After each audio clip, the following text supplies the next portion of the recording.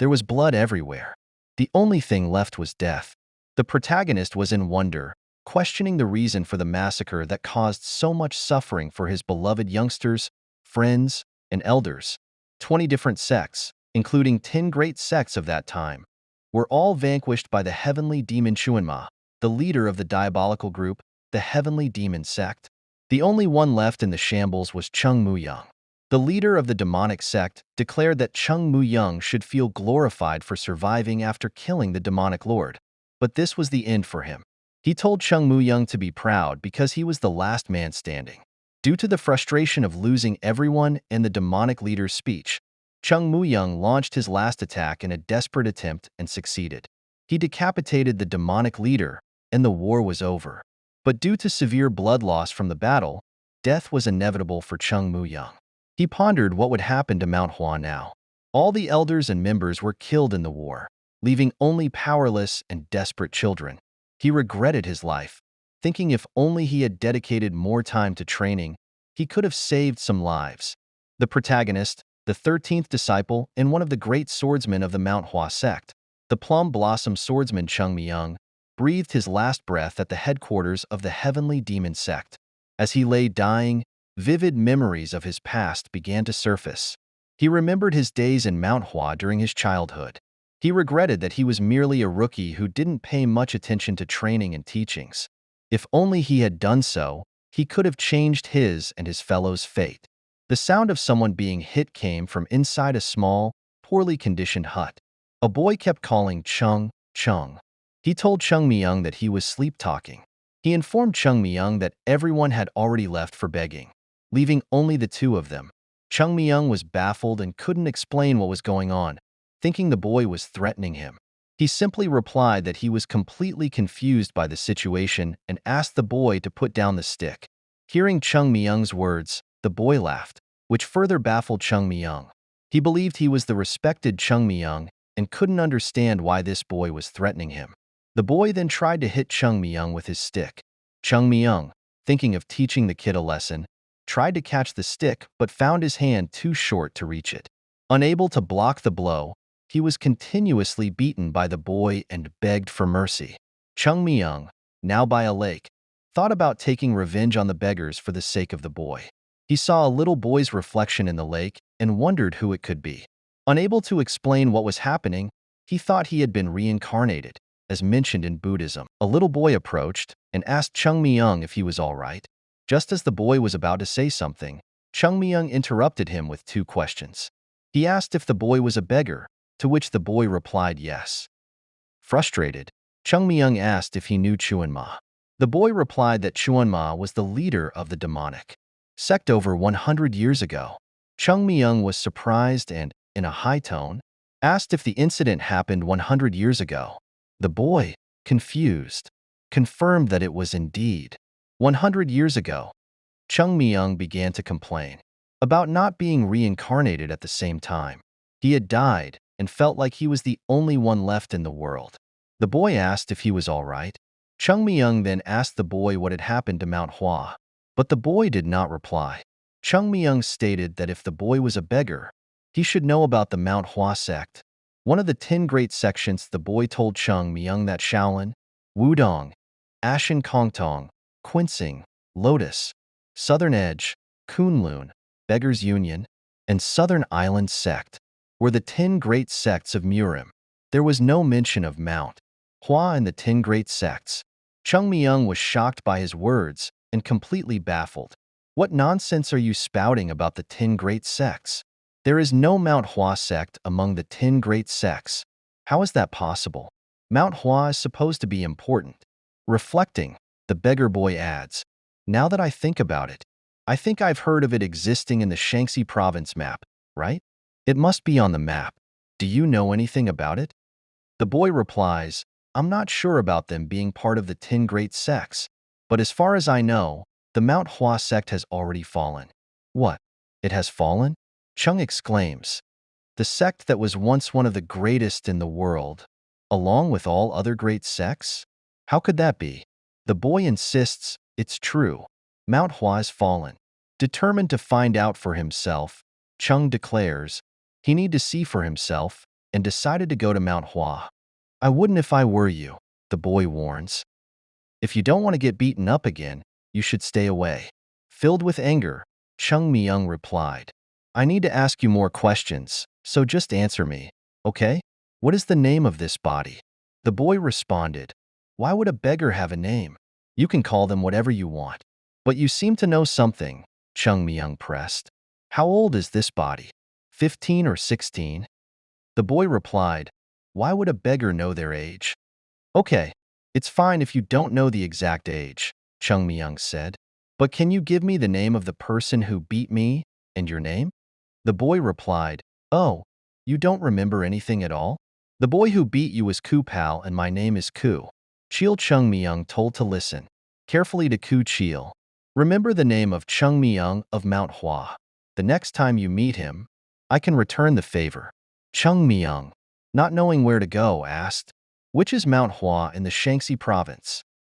The next scene shows Chung Myung running and talking to himself. I'm going there.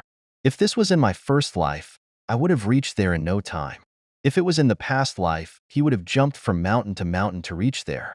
After running for a few minutes, Chung Myung questioned how he would get to the Shaanxi province with his current body.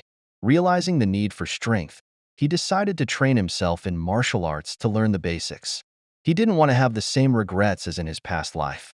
He remembered how he used to neglect his training and pretend to study, only to secretly bring liquor in the absence of his elders. I can do this again, he said to himself, searching for a place to avoid contact with the outside world. He found a tree and began thinking about what he should learn first. He decided to start with the fundamental martial art of the Mount Hua Sect, known as equilibrium. Equilibrium was not a technique that significantly increased one's strength, but it perfectly cleansed the body. In other words, it was a fundamental technique essential for building a strong foundation. He needed to precisely cleanse the energy he absorbed, fixing any small misalignments. This process would gather pure energy into the energy center of his body, known as the dantian, forming a solid foundation that would open up new possibilities for him. After cleansing his body and storing the absorbed energy, he stood and began his journey to Mount Hua, located in Shaanxi province. However, he soon realized he was too tired from martial techniques to continue. Frustrated, he said, How am I going to get to Mount Hua at this rate? In the next scene, a beggar called out to another, Brother, brother. Another beggar replied, What? That beggar over there who intercepts all our begging money looks so pitiful. Everyone gives their coins to him, the first beggar said. Chung Myung, who was eating his rice, was called out, Hey, you little brat, are you deaf? Chung Myung replied, What are you talking about? Why are you speaking so informally to me? Maybe you've lost your senses. Beggar says. The beggar, annoyed, said, Since you're young, I'll let it slide, but you need to leave everything you have and get out of here. Chung Myung responded, You're even taking what I'm eating? What are you talking about? The beggar replied, Why are you so informal with us, you rascal? You need to learn some lessons. Chung Myung thought to himself, My dantian isn't perfect yet, but I can get through this. I've already gotten used to this body. It's very boring, so all of you can come at me at once. I can't hit you very hard, so I hope you don't mind. The beggar leader, very angry, asked his subordinates to attack Chung Myung. They tried, but Chung Myung beat them all up. Chung Myung declared, I am the blossom of the Mount Hua Sect. How do I get to Shaanxi province the fastest? Chung Myung asks beggar after beating them up. Beggar replied, If we knew that, why would we live here? It's not something you should ask people like us. Chung Myung, realizing he was barking up the wrong tree, Chung threatened them that if they even cross path later, he is going to beat them up very badly and let them run. In the next scene, the sect leader was in thought. Someone was in the door. Unum asked to enter Mount Hua Sect leader if he could enter. Unum told sect leader that someone is at the Mount Hua, and he was very desperate to meet him. So he brought him here. Sect leader went outside to see who he was. There was Chung Myung at the door greeting and paying respect to the sect leader. Chung Myung was smiling but irritated, frustrated inside his mind, because before reaching Mount Hua, the clues and shortcuts given by the beggars didn't help him at all. He decided to climb the mountain, saying to himself, I will climb Mount Hua like my life depends on it. Chung Myung scrambled up the mountain, determined to reach Mount Hua. However, when he arrived, he could not find anything that resembled the Mount Hua from 100 years ago. He was surprised and shocked, not recognizing anything. With frustration, he shouted, "Where is everything? What happened here?" Even the things which his elder cherished and cleaned every morning wasn't there at all. A person from inside the gate came out, asking, "Who is causing a racket outside?" He saw a small boy and asked, "Did you climb all the way here alone?" Chung Myung replied, "Yes," and he asked if the person was martial practitioner I of the Mount Hua Sect. Unum replied, "Yes, you are right." He told Chung to come in for now. Chung was confused. What did he mean by now? He asked, and Unum replied, "We are not currently accepting any outsiders, but it's already too late to start climbing back down, so we can't let you go back in the middle of the night. Mount Hua gets very cold when night falls." Chung Myung entered the Mount Hua training grounds, where he noticed the ground were no more made from marble. He was shocked with the look of training ground. Chung was shocked when he didn't see the heavenly golden palace which used to be there in the past. Chung Myung asked, "Was there nothing there?" The martial practitioner replied, "Yes, it's evident to you as well. The palace is empty."